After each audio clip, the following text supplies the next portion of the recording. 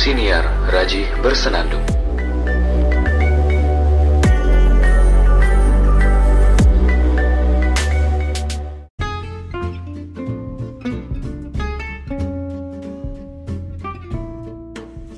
Halo. Tenang. Kita harus menenangkan diri di situasi yang panik kayak gini, di tengah-tengah pusingnya masyarakat menghadapi corona. Yang pusing gak cuma masyarakat, tapi semuanya, semua orang. Masyarakat iya, akademisi iya, pemerintah apalagi. Meskipun pemerintah kita ya begitulah. Ya bagus, tapi kurang tegas aja. Beraninya gue protes pemerintah. Oke lah, terlepas dari itu, kita harus menenangkan diri dengan membahas hal-hal lain selain corona dan lain sebagainya. Informasi tentang corona bisalah didapat dari internet gampang. Tinggal browsing aja. Kondisi terkini Indonesia mengenai corona, langsung ketemu. Kondisi terkini Malaysia dan lain sebagainya, banyak lah. So, pernah nggak sih saya membahas tentang hal-hal yang sifatnya sensitif? Kayaknya belum ya.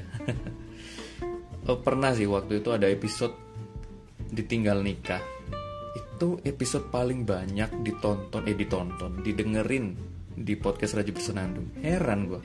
Mungkin karena teman-teman itu melihat sesuatu yang, wah, Raji itu orangnya suka galau.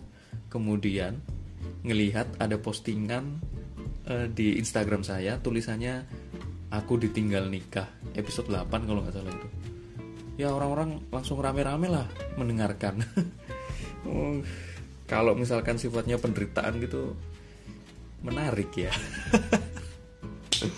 Anyway, saya pengen berbagi tentang satu poin, bukan poin, tapi satu bagian dalam kehidupan saya yang mungkin bisa menjadi inspirasi buat para pendengar setia podcast Raji Bersenandung, yaitu mengenai merasa sangat malu dan malu banget di situasi yang sangat memalukan.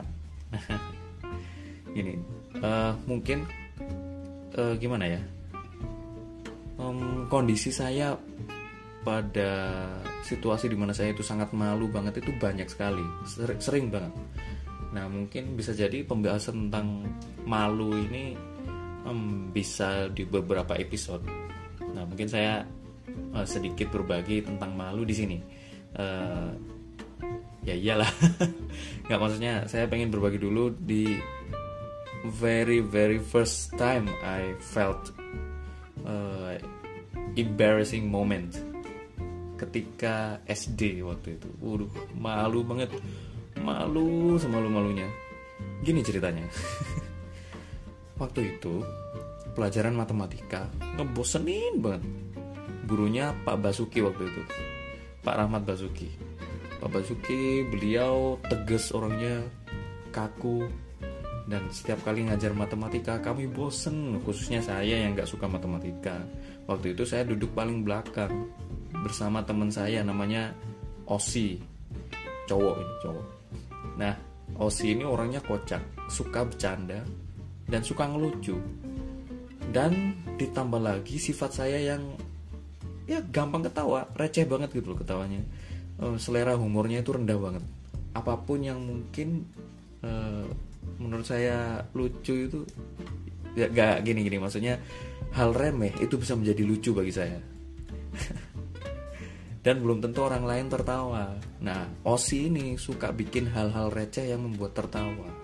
Karena waktu itu pelajaran matematika bosan banget, maka kami berdua itu ngobrol, satu bangku kan. Kami ngobrol sampai ujung-ujungnya dia bikin satu gambar yang membuat saya ketawa kenceng banget. Tapi ditahan. Gimana tuh? Maksudnya saya ketawanya tuh sampai neken tenggorokan banget tuh. Mulut saya tutup, saya tahan. Gak pakai tangan tapi pakai mulut, pakai bibir, ditahan gitu loh. Ya bayangin sendirilah gimana ketawanya kami berdua. Cekikian kedengaran dikit. Tapi waktu itu anak-anak yang lain juga banyak yang rame, karena memang kelasnya waktu itu ngebosenin banget. Pak Basuki waktu itu sedang menulis di papan tulis. Nah, Ketika saya tertawa, saking lucunya gambar yang digambar sama Osi itu, saking lucunya saya ketawa terbahak-bahak tapi ditahan, sampai saya ngerasa di titik dimana otak itu sudah tidak berada di alam dunia gitu, di alam sadar saya gitu. Pokoknya saya merasanya saya berada di alam lain, ketawa ngakak, tapi ada sesuatu yang terjadi di tubuh saya. Tiba-tiba ada yang anget gitu di bagian bawah. Aduh, ini agak memalukan sih. Waktu itu pokoknya ketawa kenceng sampai gak kerasa apa-apa gitu. Saya rasanya tuh kayak mati rasa. Dan ketawa, suasana seperti putih semua. Tiba-tiba ngompol. Tiba-tiba cur, kenceng banget. Gak kerasa itu pertama, kenceng banget. Osi juga sama kayak saya, ketawa, tapi dia nggak sampai apa bahasanya dia, terkencing-kencing atau gimana ya, nggak sampai pipis banget gitu, nggak sampai. Ya yang pipis sih cuma saya waktu itu. Aduh, malu-maluin banget deh. Oke, tenangkan diri dulu Ji. Nah gini, spontan, refleks dan tidak terasa air mancur itu keluar saja gitu. Saya ketawa, lama-lama berhenti, lama-lama semakin lama semakin sadar bahwasanya ada yang mancur gitu di bagian bawah. Well, aduh, apa ini lo, gua ngompol, lo, si, aku ngompol ini, lu sih bikin lelucon, kurang jiwa ya. Maksudnya gini, kalau pakai bahasa Jawa itu kayak gini, lo, aku ngompol, si aku ngompol si kon sih ngelucu iki lo, aku ngompol lagi lo. Nangis aku langsung nangis ya, tanpa pikir panjang langsung nangis. Semuanya di kelas akhirnya memperhatikan ke meja paling belakang itu, ke meja saya sama Osi. Saya nunduk sambil masih mancur. Osinya jadi bingung, dia tanpa ekspresi gitu ngeliatin. Apa ini? Apa yang terjadi? Pak Basuki yang tadinya nulis di papan tulis tiba-tiba nengok belakang. Apa ini? Kamu kenapa? Ngompol, ketawa semua satu kelas. Aduh, malu-maluin. Langsung Pak Basuki nyuruh Osi ngambil, kamu ambil karpet. Kebetulan waktu itu pelajaran Pak Basuki sudah mau selesai. Udah, saya mah cuma bisa nunduk. Karena malu banget. 15 menit kemudian pelajaran selesai, semua keluar ketawa. Ada juga yang kasihan sih, sabar ya dan lain sebagainya. Tapi waktu itu saya benar-benar malu banget. Pulang-pulang celana basah, malu-maluin banget. Ya, yang lebih malu adalah keesokan harinya. Ada satu orang perempuan waktu itu yang saya itu suka banget sama dia. Dia itu cantik, baik, cerewet juga sih, tapi ada inner beauty-nya. Nah itu SD udah tahu inner beauty, mungkin gile. Waktu itu saya ketemu dengan si cewek ini. Cewek ini tuh seingat saya waktu itu dia CS-an banget sama saya. Tapi saya jaim banget ke dia karena ya pengen tampil keren lah di depan orang yang saya suka gitu. Tapi dia nggak tahu, mungkin dia suka sama saya waktu itu, tapi kami nggak. Gimana sih, pokoknya ruwet waktu itu. Ya memang sebenarnya yang ruwet saya sih. Anyway, kami papasan. Tahu nggak yang ditanya apa dia? Maksudnya ketika kami papasan di keesokan harinya, kira-kira apa yang dia omongkan ke saya waktu itu pertama kali?